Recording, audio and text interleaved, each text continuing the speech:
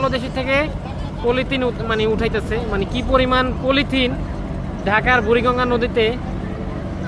কয় KG বাচ্ছে? 5 KG. আচ্ছা, অনেক পলিথিন বাচ্ছে, যার কারণে পাখা কিন্তু আর ঘুরে না, আর ট্রলারও কিন্তু সামনে আগায় না।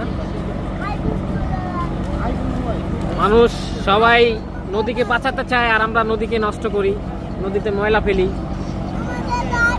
ওই যে আরো ময়লা, এই যে বের করতেছে একটার পর একটা। আরো আছে, আরো আছে।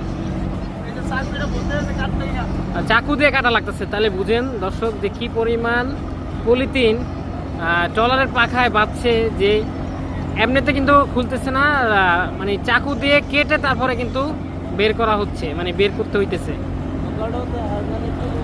আচ্ছা, নৌকাটা হচ্ছে এই যে নৌকা না, এটা ট্রলার, ইঞ্জিন চালিত ট্রলার। এই যে এটা কি কাপড় নাকি না পলিথিন? এটাও কি পলিথিন?